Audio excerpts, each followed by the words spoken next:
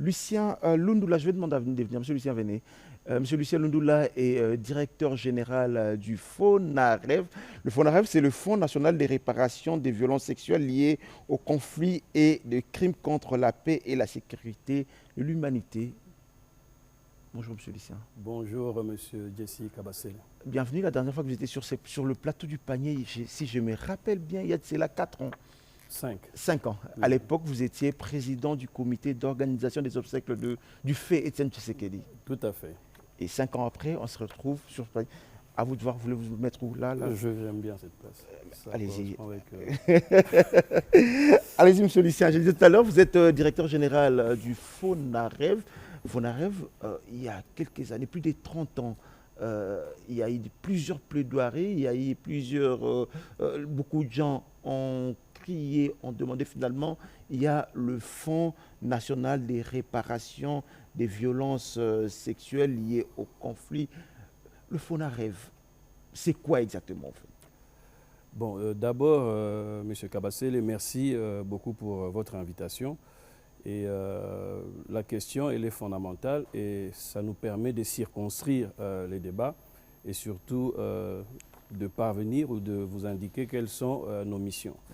Vous l'avez si bien dit dans le contexte, 30 ans de violence en République démocratique du Congo, pas seulement à l'Est, mais à travers le pays.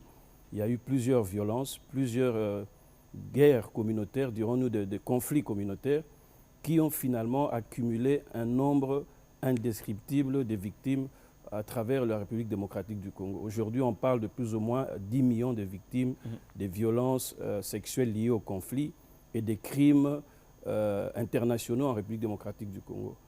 Le FONAREV est le fruit, dirons-nous, de la volonté de tous. D'abord, ça prend son origine dans le communiqué conjoint entre les Nations Unies et la République démocratique du Congo. Et ça, c'était en 2013. Et puis, il y a son addendum qui arrive au moment où le président Tshisekedi est au pouvoir, donc à la magistrature suprême.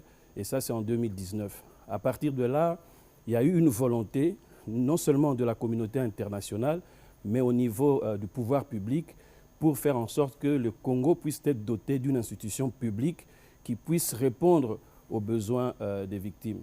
Et cela a été fait progressivement avec un plaidoyer sans nom de la très distinguée Première Dame, de la table ronde inclusive en 2021, jusqu'à ce que finalement la loi 22/065 de 26 décembre 2022 puisse créer la loi FONAREV et par après le décret, le 6 décembre, je crois, de la même année 2022, pour créer une institution publique, FONAREV, dont la vocation est d'accompagner et d'aider les victimes à retrouver leurs droits et surtout à les réparer, comme on le dit, de manière holistique, dans le cadre de la justice transitionnelle. Alors, on parlera de cette justice transitionnelle, vous parlez de répondre aux besoins des victimes.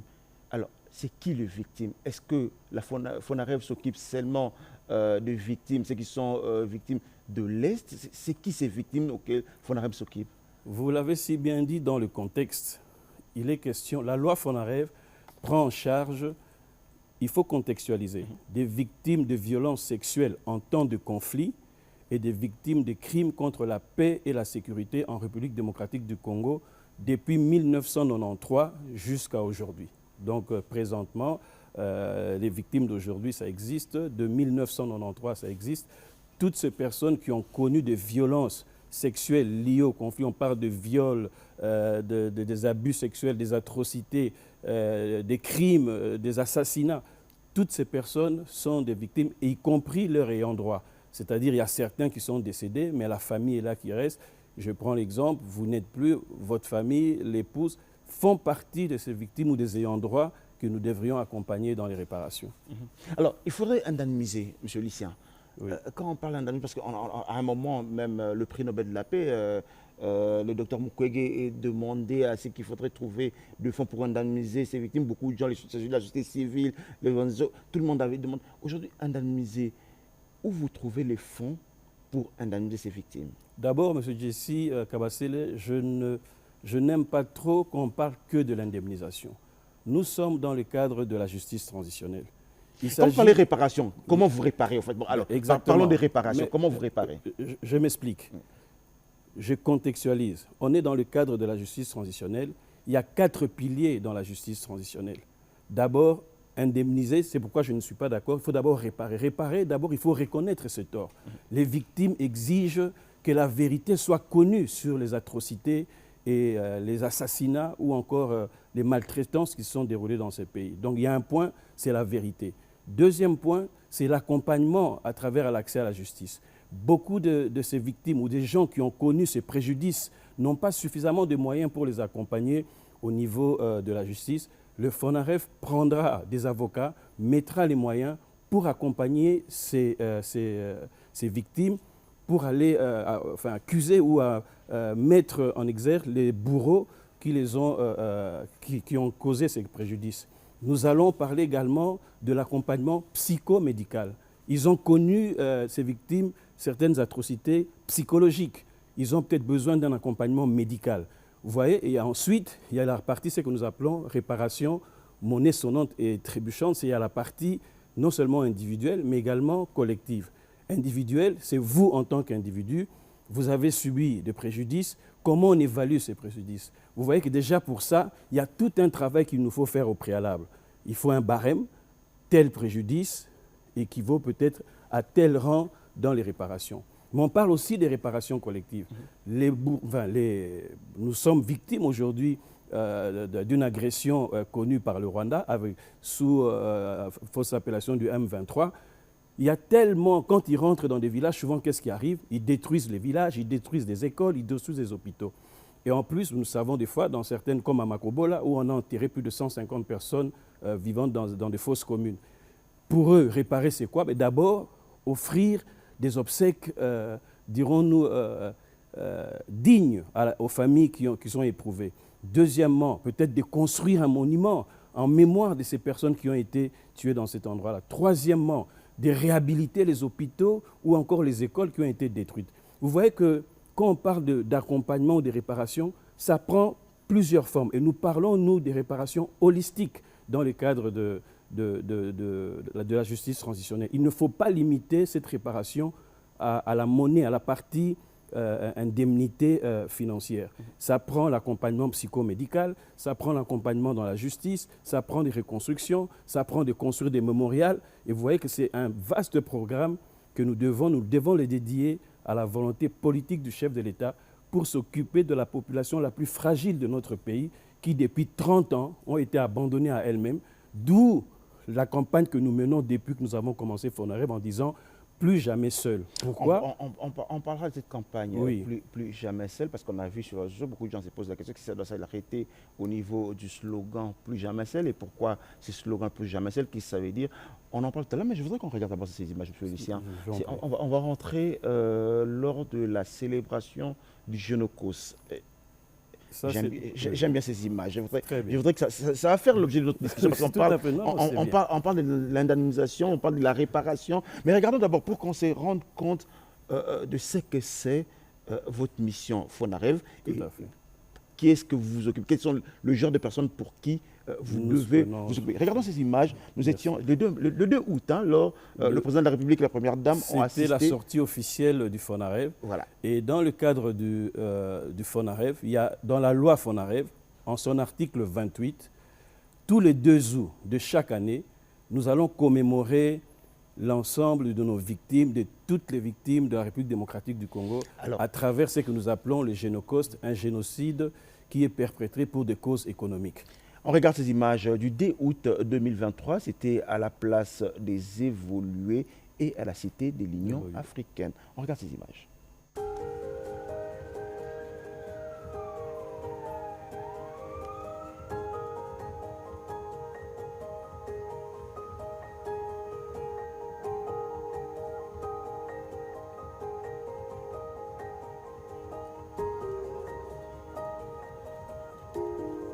Nous, en tant que survivants et survivantes, nous remercions d'abord de voir que cette journée a été organisée par le gouvernement. La première fois, on voyait ça sur les réseaux sociaux par les mouvements citoyens. Ça, c'est un grand pas.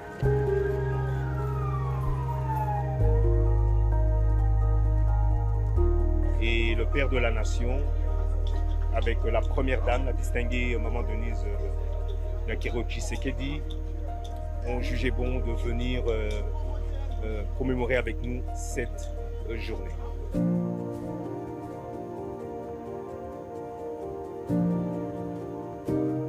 Avec ces images qui sont devant vous, Monsieur le Président, vous voyez la gravité de ce que les conflits ont apporté à notre pays, des gens entiers qui n'ont pas de paix.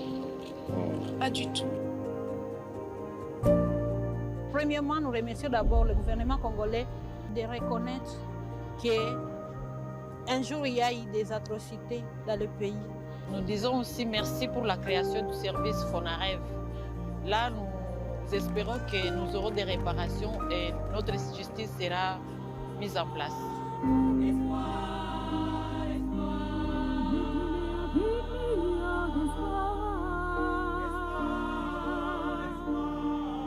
Lorsqu'on reconnaît qu'il y a eu des victimes, qu'il y a eu des guerres, qu'il y a eu des survivants et survivantes, c'est un de nos demandes de longue date.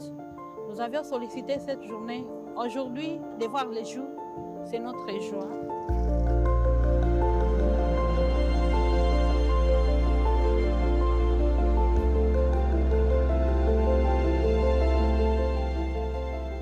Mais nous sollicitons à ce qu'on puisse mettre en place des mesures ou des garanties de non-répétition.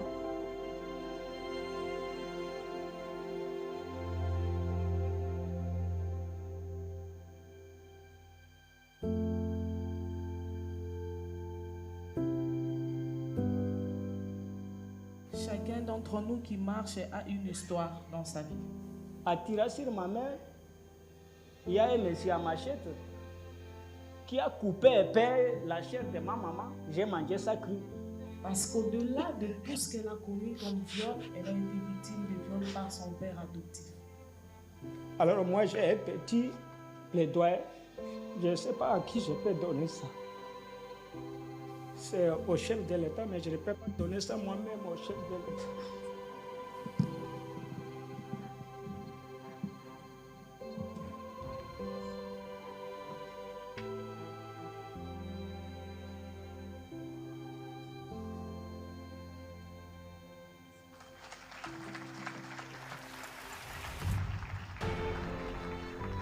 La journée du génocide congolais que nous commémorons en ces jours revêt deux significations.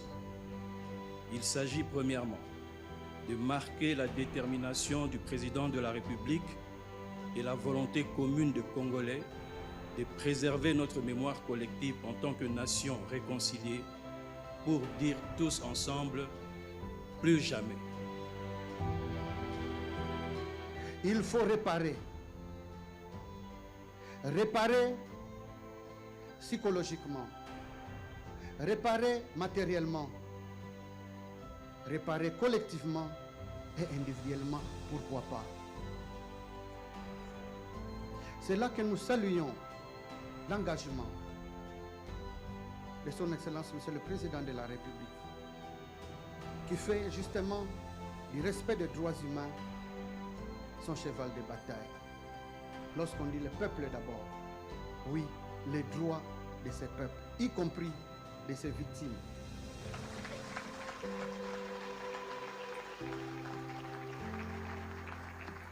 Dans le cadre des garanties de non-répétition et du vetting, j'encourage le Parlement à prendre des lois visant à écarter les auteurs des dits crimes de l'accès aux responsabilités publiques. Il va sans dire que le gouvernement, à travers les ministères des Mines et des Finances, est instruit à doter sans délai ces mécanismes institutionnels des moyens prévus par la loi précitée afin que l'action de réparation soit perceptible par les victimes. Je n'entends donc tolérer le moindre retard ou la moindre tergiversation dans l'opérationnalisation de ce programme social et je prends l'engagement d'y veiller personnellement.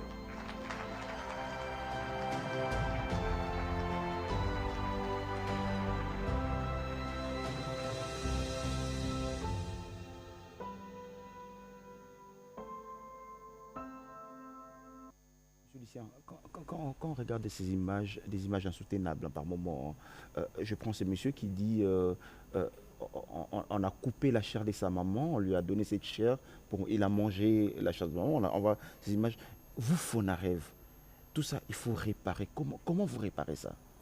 Ben, vous voyez la gravité, c'est le témoignage de ce monsieur n'est que un échantillon de toute la gravité qu'il y a derrière les atrocités qui se sont déroulées près de 30 ans dans notre pays. Pour nous réparer, ben, comme on l'a dit, il y a différents aspects. En dehors des accompagnements en justice psychologique et médical, à un moment donné, il nous faut donner quelque chose pour un temps soit peu pour, dirons-nous, de manière symbolique pour consoler ces familles. Alors dans ce cadre-là, il y a des barèmes qu'il nous faut travailler, mais nous n'allons pas travailler, nous n'allons pas le concevoir nous-mêmes au sein du Fonarev. Le Fonarev a vocation de travailler avec l'écosystème de victimes, la société civile dans son ensemble et toutes ces organisations qui s'occupent de victimes. Il y a eu, il n'y a pas si longtemps, un colloque sur l'identification. Il y aura plus tard un colloque pour voir quels sont les barèmes qu'il nous faut pratiquer par rapport aux préjudices subis. Le mal est profond. Pour la petite histoire, lors de mon tout premier contact avec les victimes, il y a une maman qui m'écoutait religieusement. Elle prend la parole à un moment donné pour dire, écoutez, papa DG, osali fruit à ma prière nangai. Alors j'ai dit, oui maman, je vous écoute. Il dit, elle a cité ces atrocités qu'elle a subies, qui étaient insoutenables. Je ne vais pas le dire ici en ce moment-ci, mais il dit ceci, ma joie, c'est qu'aujourd'hui, au moins, le Congo reconnaît qu'il y a eu des atrocités dans ce pays. Et le Congo met une structure en place par la volonté politique du chef de l'État et du gouvernement congolais pour s'occuper de ça. C'est-à-dire que le Fonarev, il y a toute une série de programmes qui vont s'occuper, comme je l'ai dit, dans l'accompagnement aussi bien de la justice, psychomédicale, et il y a aussi la partie pécuniaire. Mais tout ça, ça sera fait dans une collaboration, franche collaboration, entre ce que nous appelons l'écosystème, le ministère des Droits humains, qui est notre ministère de tutelle, et le Fonarev. Alors, parlons un peu lingala. On va faire le deux. On va parler français, on va parler lingala. Tout le monde comprendre dans le Fonarev. Tout le monde Mozindo. Bino Moussana, Bino Ezali, ba victime. Ba victime, ba violence sexuelle, ba victime, il y a ba conflit armé, communautaire aussi. Conflit communautaire. Mais celui qui lobby total, République démocratique du Congo, 26 provinces, c'est pratiquement 23 ou 24 provinces. Oyo et subit ça, conflit communautaire, conflit armé, conflit. Parce que Fonarev, bino, ezali mpemba la liboso na mboka na biso, compagnie, société moko boya l'État ou bien organisation moko ya l'État et créé ezala fonds moko pour na ko dédommager bato nyonso baza ba connaître ba problème ba conflit wana. Boko ça la ndenge nini. Monsieur Kabasele, ya liboso yo lobi 23. Eza 26, ba province nyonso ya Congo ezali frappé na phénomène wana. Violence et salami makasi mingi na mboka na biso.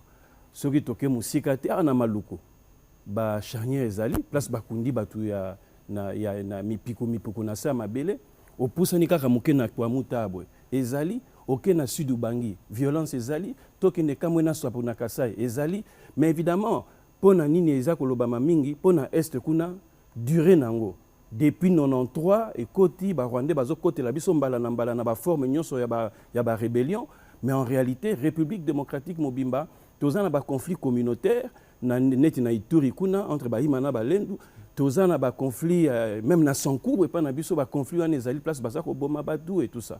C'est-à-dire que modzindo ya likambwana ezali tellement makasi que papa mokonzi tango akomi yena mama mokonzi batali basololi na ba gouvernement na biso basololi na parlement na sénat babitoki kotika bandeko na biso lisusu boyete na République démocratique du Congo mobimba mbala liboso basali établissement public oyo musala nango il faut etala bato bayoki pasi bato bazali na ba situation ya atrocité wana. Et puis na Afrique mobimba établissement public pérenne, c'est-à-dire que basali libino un établissement ekozalaka papa mokonzi asa akei biso nyonso tokei mbula na mbula ekozala mpo na nini mabe bandi kala mingi toki kosilisa ngo mbala moko te ezali te koyo 10 personnes ya kosilisa.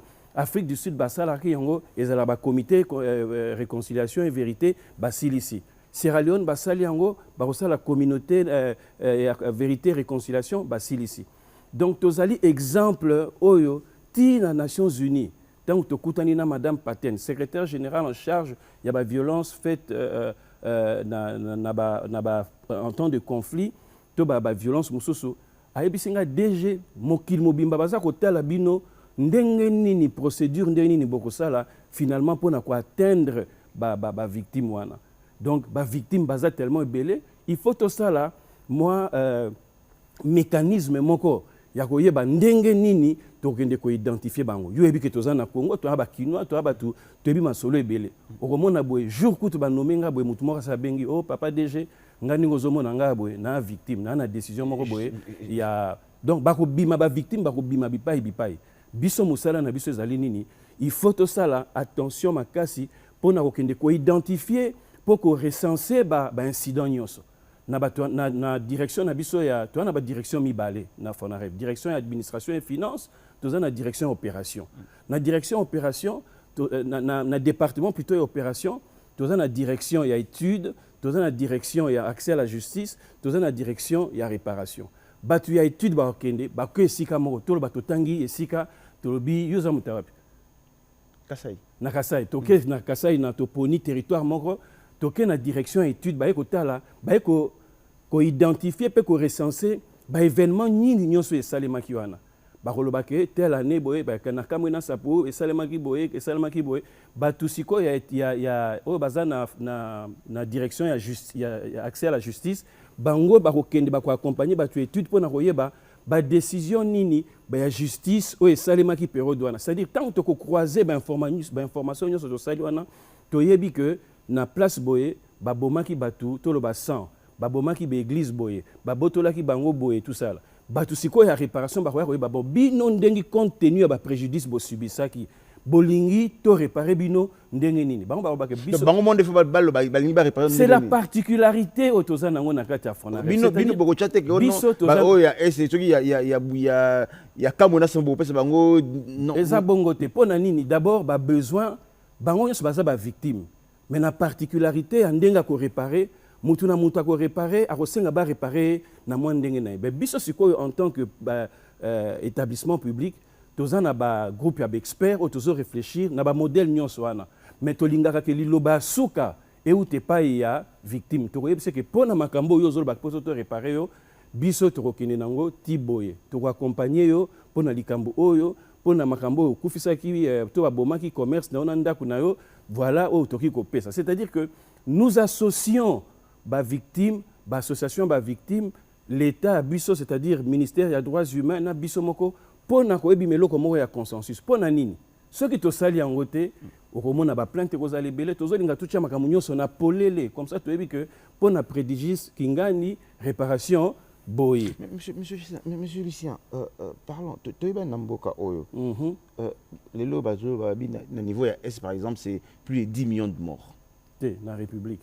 On a République Bomba, ok. Oui, oui. Plus de 10 millions de morts par rapport. Mais 10 millions de personnes, comment vous allez réparer 10 millions? C'est énorme.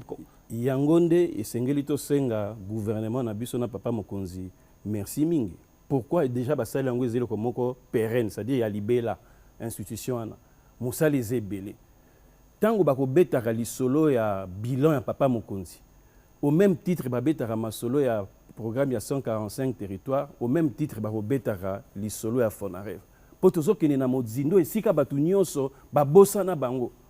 Biso tozo kende kotala kuna awa boye eloko nini zangi ba kobe sabino boye la biso addiction à mai ba forage ba koloba bozongi se école ba koloba bozongi se la biso bo pito ba koloba que non biso bozongi se la biso wenze ba koloba que botie la biso mwinda parce que na molili ba violence ezo salema, c'est-à-dire que vraiment c'est un programme global ezoko senga ba aspect na ba aspect et particularité nango lisusu pe particularité ba tu basala kami beko na moi na basala ki na FONAREV na ba niveau nyonso ndenge nazali wana en tant que DG nazwa na recommandation ko zwa ba victime na kati ya FONAREV na conseil d'administration bazali na direction générale bazali na ba direction bazali na ba terrain bazali, c'est-à-dire que toza ko impliquer bango moko na kati ya masolo pour que les choses se passent de la meilleure façon possible. ezali wana te que tokosilisa masolo nyonso en une fois, mais c'est déjà un effort oyo papa mokonzi na loi batie moi mon temps pour permettre que musala wana ekoka kosalema de manière plus ou moins... J'ai même pas envie de vous demander, quand vous parlez de montant, vous avez votre fonds, votre budget, parce que c'est un fonds. Vous trouvez l'argent où? Vous trouvez l'argent où? Qui vous donne de l'argent? Eza question intéressante à Congolais nyonso alingai ba bozo tambola ndengeni. Na kopesoli réponse na nina. Tant basali loi Fonarev na article nango 25. Il y a loi il y a Fonarev. Eza ko décrire, eza ko décliner plusieurs sources à financement. D'abord, l'État Himoko a tchaka loboko na libenga pour apesa biso moi mon solo. Tu peux l'État na biso mo ko alemba pe on a bon besoin. Mais ngana yo to uti kotala ba image au tcha papa mokonza lobaki ako s'impliquer personnellement pour s'assurer que bande ko na biso bazana pasi. Kotala na liboso montante.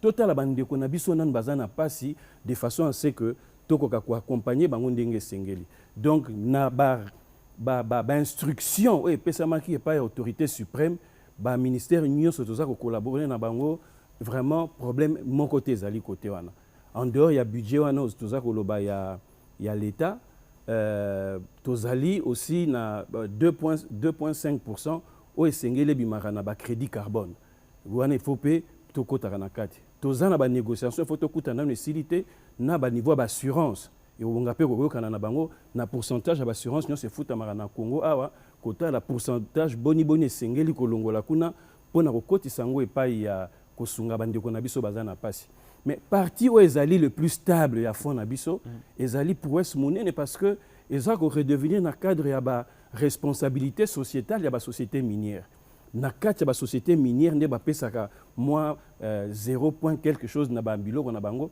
na part na quotité à République démocratique Mobimba biso ba pesi biso pe moins pourcentage pour na kosala que ezala forme ko direct ekotaka pour na ko permettre ko sunga bandeko na biso nyonso wana ezali aussi première parce que mbongo yo ba minier baza ko pesa yango nde to kosala nango ba programme ya réinsertion sociale il y a réinsertion socio-économique il y a accompagnement yango nde ezali la partie où un peu le plus stable ya mbongo tozo zala nango. Alors parlons je voudrais qu'on revienne un peu sur le Forum national d'identification des victimes en novembre 2023 à l'époque on fait les deux, on parle français et lingala. À l'époque vous parliez de la politique de réparation transparente et équitable. Tout à fait. Comment vous faites? Mais on revient à qui est autour de la table pour parvenir à quelque chose de transparent et équitable. C'est-à-dire quoi d'abord? Au moment que nous avons fait ces colloques, c'était d'abord d'implanter toute une série de procédures, c'est-à-dire avant de parvenir à ce que nous appelons des réparations, il nous faut poser des préalables. Dans ces préalables, il faut d'abord connaître c'est qui la victime. C'était une des toutes premières questions que vous m'avez posées, Monsieur Lundula. Qui est victime? Alors, nous, qu'est-ce qu'on fait? On va toujours dans ce que nous appelons l'écosystème de victimes. Parce que nous n'allons pas inventer la roue. Et nous n'avons pas vocation à venir inventer la roue ou encore à créer des structures. Il y a des personnalités, il y a des ONG, il y a des... Vous avez cité tout à l'heure Dr Mukwege, vous avez, moi je peux vous citer Madame Lusenge de Sofepadi, Hill Africa. Il y a des structures dans ces pays qui depuis 20-30 ans s'occupent des victimes. Alors nous ne pouvons nous permettre de traiter ou de parler des victimes sans les impliquer. Ça sera transparent. Pourquoi? Parce que tout le monde sera, et tout le monde, au fait, chaque fois que nous organisons ces genres de colloques ou encore de réunions au niveau des experts, nous impliquons tout le monde pour que nous puissions parvenir à une solution qui soit acceptable par tous. L'écosystème, y compris le gouvernement congolais, et nous en tant que structure technique qui est supposée accompagner et réparer les victimes. Donc c'est quelque chose de vraiment, c'est un consensus. Alors à chaque manifestation, on a entendu le président de la République dire des mesures aux garanties de non-répétition. Ça, c'est le point. Je vous ai parlé de 4 piliers de la justice transitionnelle. La vérité, l'accompagnement en justice, les réparations et ce qu'on appelle le vetting. Le vetting, c'est la garantie de non-répétition. Ça veut dire quoi? Au jour d'aujourd'hui, vous pouvez aller en Ituri, vous verrez qu'un général qui avait abusé, violé, ou peut-être ou un milicien, ou un rebelle, ou peu importe une personne dans la communauté, qui a commis des atrocités et qui vit encore là et qui occupe des fois même des postes au niveau du gouvernement. Le vetting, c'est de nous assurer que d'abord, les personnes qui ont commis ces genres d'atrocités ne puissent plus exercer au niveau du gouvernement ou des établissements publics et que ces actions qu'ils ont posées ne se répètent plus. C'est-à-dire que c'est la garantie vraiment de non-répétition pour que les gens ou les personnes qui ont commis ces atrocités ne soient pas toujours d'abord dans la communauté et puis qu'ils puissent revenir sur ces actions-là. Donc il est question réellement de protéger les victimes, puisque dans certaines zones, les bourreaux vivent, ils se côtoient littéralement avec les victimes. Et c'est pour éviter un peu ce genre d'absurdité et que nous allons tout faire pour que ça devienne une réalité palpante et que voilà.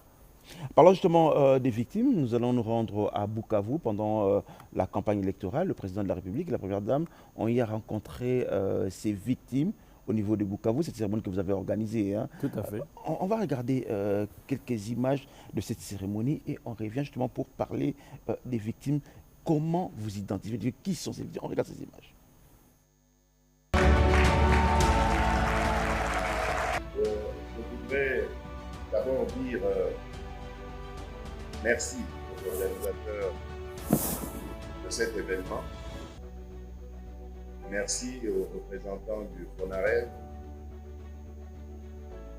de m'avoir donné l'occasion de réitérer à nouveau mes sentiments par rapport aux victimes de cette barbarie qui a sévi dans notre pays pendant de très longues années. Pour eux, ça semblait être une éternité. Vous savez, quand on est dans la souffrance, quand on passe des moments très difficiles, on peut dépasser pendant quelques secondes, quelques minutes, on a vraiment l'impression que c'est une éternité. Et au nom de l'État congolais que je représente aujourd'hui, je voudrais encore une fois présenter toutes mes excuses, même si je sais que ça ne réparera rien, mais vraiment, excusez-nous de ne pas avoir été là à vos côtés. Pardonnez-nous de ne pas avoir pu vous éviter cela.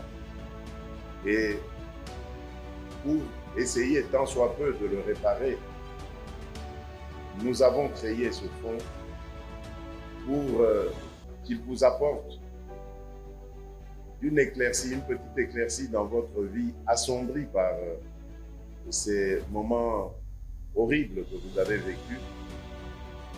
Le fonds sera là, sera toujours là pour vous accompagner à travers le FONAREV et vous dire avec beaucoup d'émotion, mais beaucoup de vérité en même temps et de détermination que vous ne serez plus jamais seul.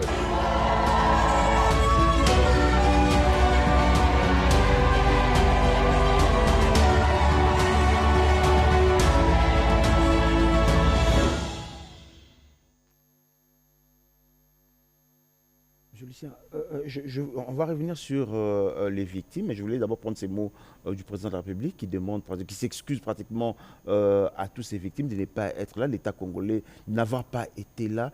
Vous ne pensez pas que c'est cette responsabilité qu'on vous donne? Est-ce que vous êtes en mesure, parce qu'il dit qu'il a créé ces fonds pour justement pallier, justement trouver des solutions à ces victimes. Est-ce que vous êtes en mesure de donner le sourire à ces victimes? Monsieur Jesse Kabasele, vous entendez même la gravité des propos du chef de l'État. Il a commencé par s'excuser au nom de la République démocratique du Congo. Là aussi déjà, c'est une forme de réparation, parce que beaucoup de victimes attendaient ces pardons de la République démocratique du Congo pour avoir été absents, pour n'avoir pas été là pour les protéger. Et alors, oui, je pense que c'est le choix du chef de l'État. Je pense qu'il me connaît suffisamment, moralement, et dans ma détermination à accomplir ma mission. Nous sommes déterminés à apporter un tant soit peu un sourire, une consolation aux nombreuses victimes qui sont de par la République démocratique du Congo. Nous allons suivre tout simplement nos procédures pour comment les accompagner dans le cadre de la justice transitionnelle, comme je l'ai dit, à travers ces 4 piliers. C'est de cette manière-là que nous pouvons, un tant soit peu, consoler nos victimes. Alors, parlons de l'Est. Aujourd'hui, il y en a chaque jour, chaque seconde, chaque minute, il y a des victimes, j'ai envie de dire, qui naissent ou... tous les jours. Comment vous organisez pour le cas de l'Est particulièrement?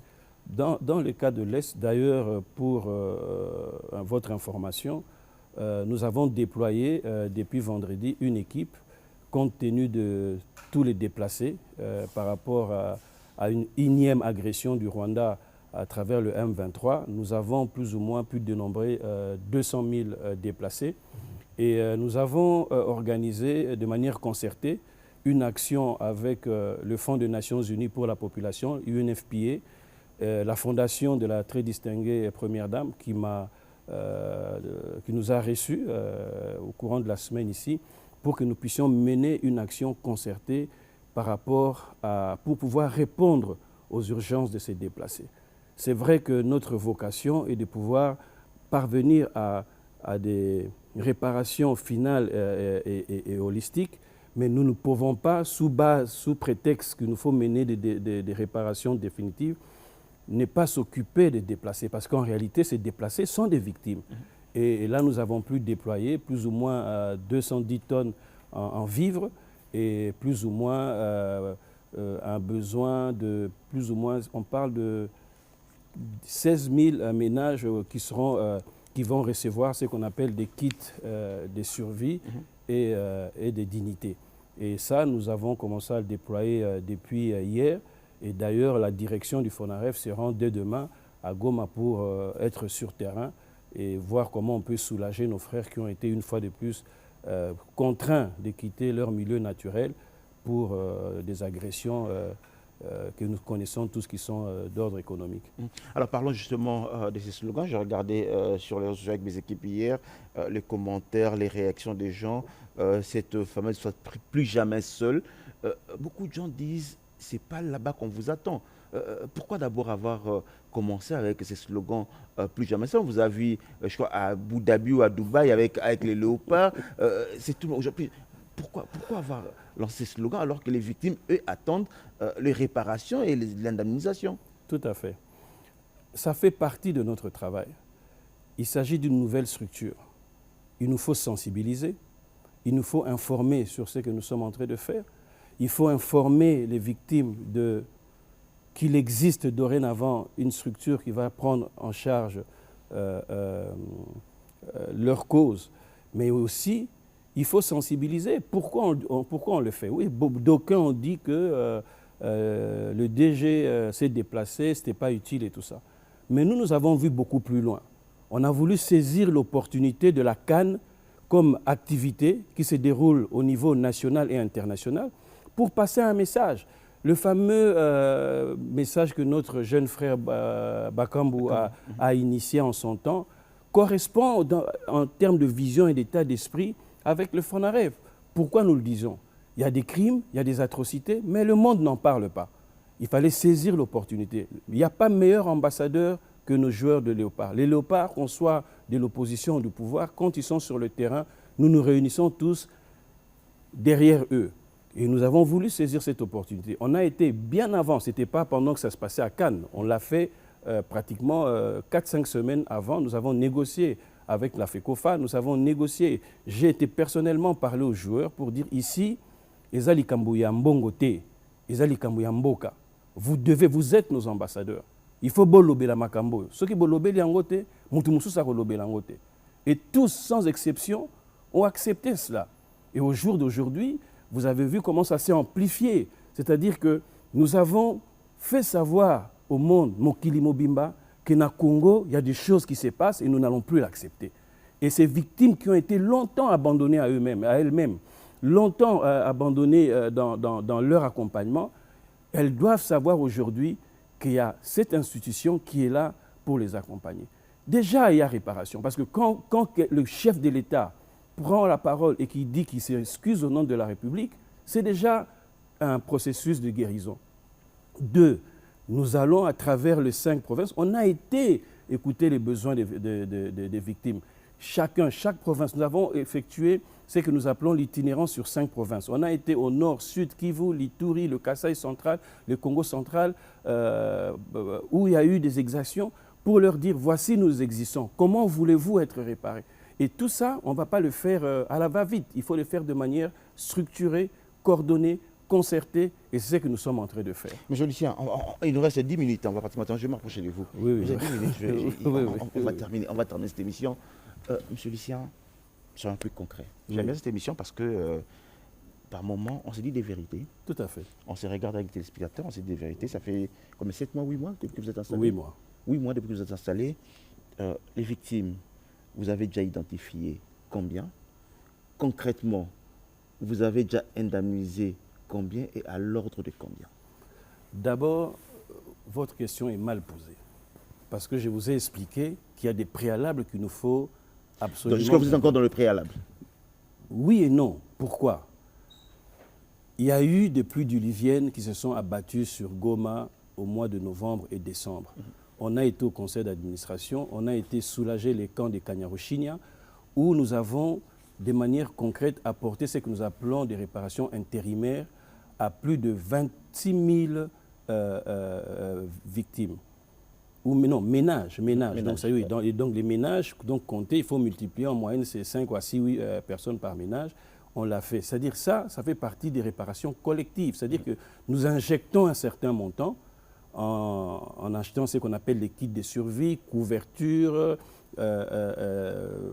bâche ou bidon. Ça, je comprends. Oui. Ok, je vais reposer ma question d'une autre manière. Je prends un cas bien précis.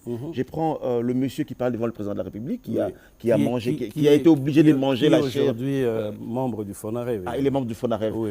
Pour son cas, par exemple, comment il a été indemnisé? Ben, vous posez mal la question. C'est-à-dire que pour arriver à une indemnisation individuelle, il faut d'abord, reconnaître, faire ce qu'on appelle des barèmes. Vous n'allez pas imaginer que je viens parce que je vous connais, je vous indemnise à 500 000 et puis l'autre. Non, il faudrait qu'il y ait d'abord établir les préjudices et à partir de là, avec la nomenclature des préjudices et des barèmes, à ce moment-là, on sait comment il faut établir. C'est un travail harassant qu'il faut le faire avec tous les sérieux que ça prend. Et c'est ces côtés... Donc vous êtes encore en train de faire le travail. On est en plein dedans. Au moment où on est en train de parler là maintenant, c'est à travers 8 provinces que nous avons déployé. Dans le Bas-Congo, Maniema, Tanganyika, où il y a des gens qui sont en train de faire l'identification d'abord, puisqu'on est dans une identification pilote des victimes. Ces victimes, nous allons procéder par des jugements. Parce que quand vous allez faire les recensements d'un incident, il y a des PV qui existent. Il s'est passé, les parents sont des Rigini, il s'est passé un incident en Rigini, on sait que les victimes ou les parcelles qui ont été attaquées sont à 10. On va dans les 10 parcelles, on identifie ces 10 personnes, après on vient au niveau de justice. Est-ce que vous qui avez été agressé à ce moment-là, vous avez une décision de justice qui condamne ce fait? On prend cette décision de justice, on répertorie. C'est à partir de ces éléments qui sont répertoriés que nous allons plus tard nous asseoir avec l'écosystème pour dire voici les décisions non contestables par rapport aux victimes et comment nous pouvons, à partir de ces décisions non contestables, comment nous pouvons les indemniser. C'est un processus. Vous ne pouvez pas le faire du tic au tac parce que là, ça serait d'abord tout simplement pas sérieux du tout de notre part pour parvenir à cette histoire-là.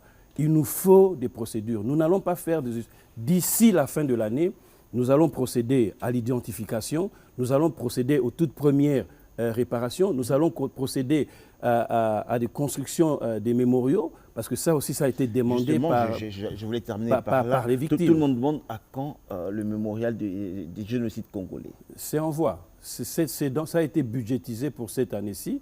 Et donc, c'est en voie d'être là, mais on ne le fait pas non plus à la va-vite. Il faut suivre les procédures des marchés, il faut suivre... il y a tout. vous voulez faire des choses sérieusement, il faut suivre les procédures. Sinon, vous serez la toute première personne à me dire « DG, vous avez fait soit du détournement de fonds, vous n'avez pas respecté la loi ». Nous, on le fait en respectant les procédures. Parce que s'il fallait, on me nomme aujourd'hui le 30 juin et en juillet, je répare des gens, ben, ça serait malhonnête de ma part parce que ça sera basé sur quoi? Même au niveau international, nous ne serons pas crédibles. Il faut faire des choses en respectant la procédure.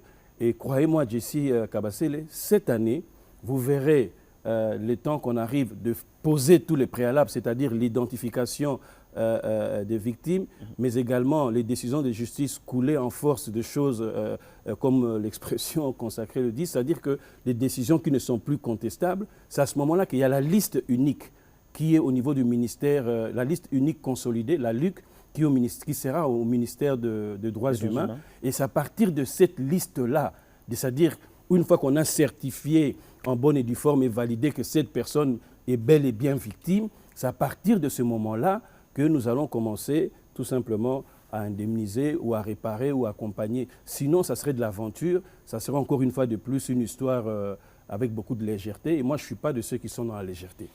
Dernière question avant qu'on regarde les victimes pour terminer. Il n'y aurait pas chevauchement entre vous et le ministère des Affaires humanitaires? Pas du tout, parce qu'eux sont dans beaucoup d'autres éléments. Nous, on a circonscrit en temps de conflit. Ça change. Le Kuluna ou d'autres activités qui peuvent se... Eux également, ils sont en temps de conflit, ils interviennent également? Non, parce qu'un Kuluna qui est à Matete ou à Lemba ou encore ailleurs, qui pose des actes illicites, ça c'est des crimes de droit commun. Ça n'a rien à voir avec un conflit communautaire ou encore la guerre comme nous a imposé par le Rwanda à l'Est. Et ça c'est deux cas totalement différents. On va terminer avec ces victimes de Bukavu. C'était pendant la campagne électorale. Ces victimes se sont adressées au couple présidentiel. On regarde ces images.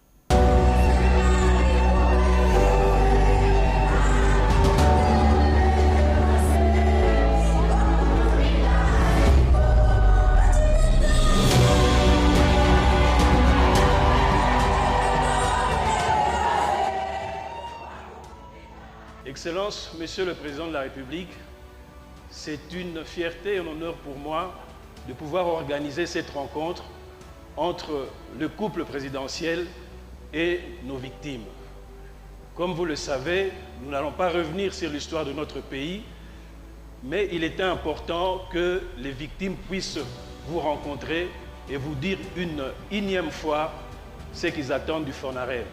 Mais nous tenons une fois de plus à remercier la très distinguée Première Dame pour son implication personnelle dans tous les processus de la mise en œuvre et de l'opérationnalisation du FONAREV. En effet, Monsieur le Président de la République, c'est pour nous un grand honneur de vous recevoir ici au Sud Kivu et du fait que malgré votre agenda surchargé, vous avez pu trouver du temps pour nous écouter nos souffrances et nos recommandations. Et avec vous, nous avons l'espoir. Avec les FONAREV, nous avons l'espoir. Monsieur le Président, enfin, s'il vous faudra passer des nuits blanches pour restaurer la paix à l'est de la RDC, pour mettre fin à l'agression nous imposée par les terroristes du M23 soutenus par le gouvernement du Rwanda, faites-le, Monsieur le Président, nous vous accompagnerons.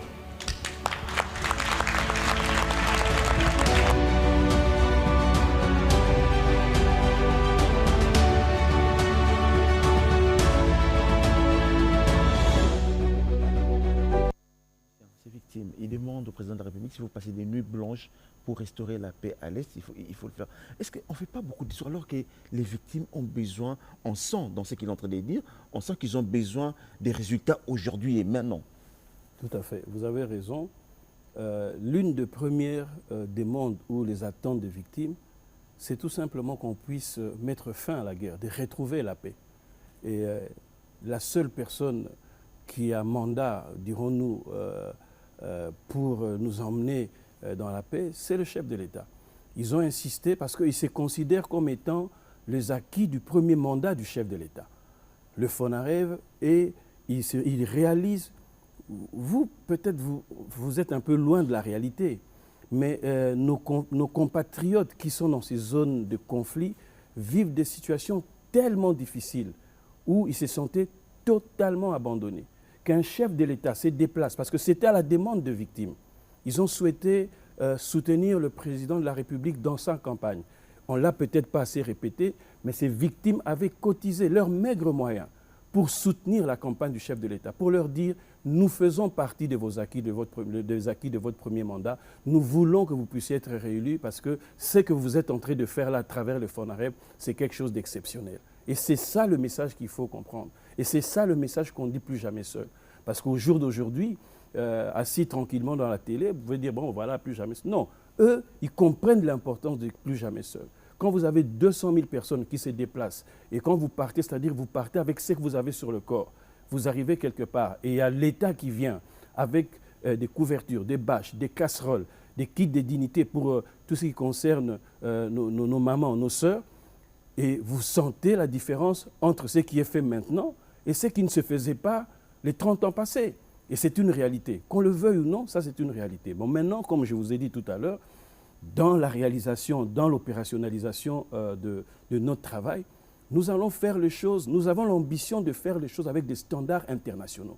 On ne va pas nous emmener dans des histoires à la va-vite et tout ça. Nous voulons faire quelque chose, même plus tard, 10 ans, 20 ans, 30 ans plus tard, nous ne serons pas là, mais nous allons laisser une structure qui soit opérationnelle. À vouloir faire les choses dans les standards internationaux, mais ces victimes, entre-temps, ils sont en train d'en pâtir, ils sont en train de mourir, ils sont en train de passer. On les implique et eux souhaitent que nous puissions travailler comme nous sommes en train de travailler là, parce qu'on les implique dans toute la réflexion qu'il nous faut poser. Parce que quand vous faites les choses à la va-vite, on sait, il y a eu des fonds ici qui ont été distribués, soi-disant, pour réparer des victimes. On sait où ça en a emmené, je ne peux pas les nommer pour mettre des gens mal à l'aise. Mais la réalité, il faut faire les choses correctement. Ayons cet esprit d'être rigoureux dans les travaux que nous sommes en train de faire. Il ne faut pas prendre ça avec légèreté. Il s'agit des gens qui ont vraiment la souffrance avec eux. Et moi, en tant que responsable, et j'ai accepté cette responsabilité auprès du gouvernement, auprès du chef de l'État, je tiens à le faire selon les normes qu'il nous faut faire. Donc, Monsieur Lucien, on a fini pour aujourd'hui. Vous allez partir demain à Goma. Vous êtes toujours dans votre mission. Mais bon, c'est vrai qu'il y a une question, j'aime pas trop la poser cette question. On a terminé. Hein. J'aime pas, on va se lever pour terminer. J'aime pas trop poser cette question parce que nous sommes le seul pays au monde, lorsqu'on parle argent, les gens vous disent non, c'est sensible, il faut pas parler. Je ne veux pas déroger à ça. Votre budget du FONAREV aujourd'hui, vous êtes à combien à peu près? Ça représente plus ou moins 11% des redevances minières de la République.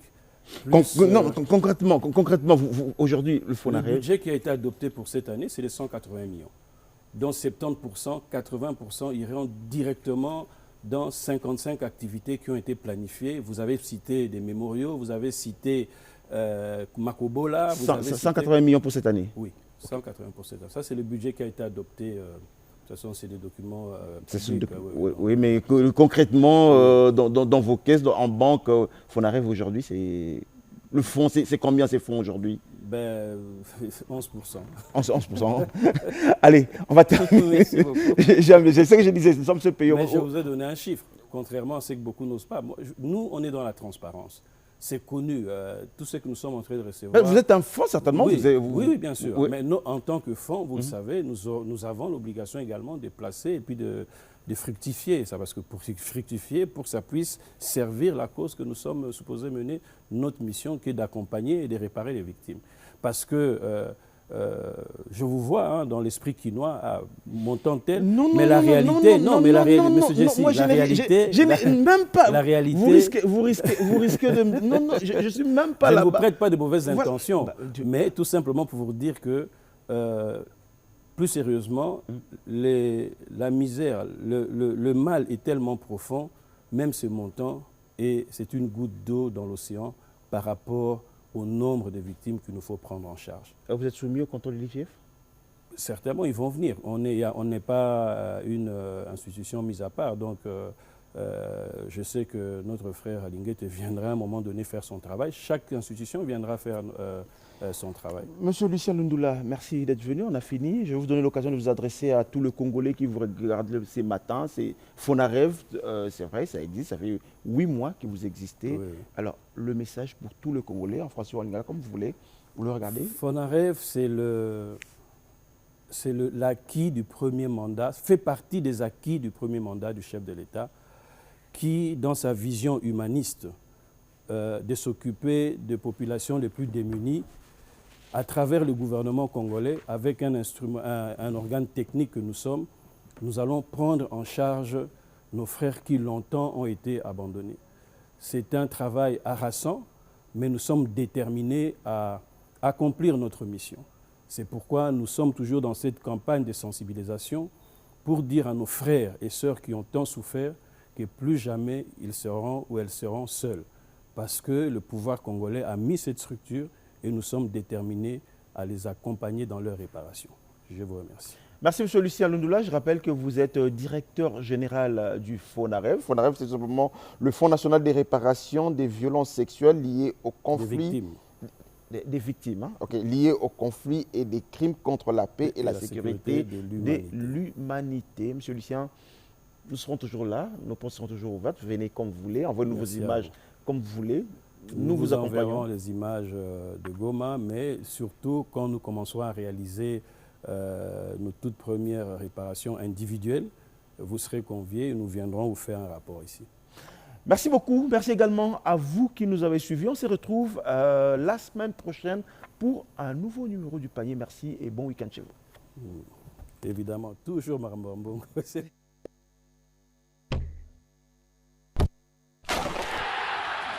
Plus jamais seul avec les victimes de la RDC. Ces maillots, nous ne les mettons pas seulement pour la victoire, mais pour les victimes de la RDC. À toutes les victimes de la RDC, Toza et Longo. Oui, Salamé Lobby, les lots, et ça les malices sociétés. Peuple congolais, ce message, plus jamais seul. Pourquoi plus jamais seul?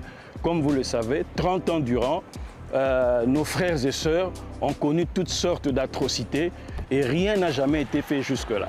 Alors c'est par la volonté politique du chef de l'État, accompagné de la très distinguée Première Dame, le gouvernement congolais a mis en place le Fonarev. Et c'est une structure qui est là pour accompagner les victimes, non seulement dans la prise en charge au niveau des réparations individuelles et collectives, nous les accompagnerons au niveau de la justice, nous les accompagnerons également au niveau de ce que nous appelons le relèvement socio-économique. Après nos léopards, nous irons vers d'autres corporations. Il y aura l'armée, la justice, les infirmiers et toutes ces corporations vont s'impliquer dans cette cause qui est juste et noble de nos victimes, que nous voulons faire savoir au monde que plus jamais nos victimes seront seules. Voici donc là l'essentiel de notre partenariat avec l'équipe nationale, qui sont nos meilleurs ambassadeurs, tant au niveau national qu'international. Je vous remercie.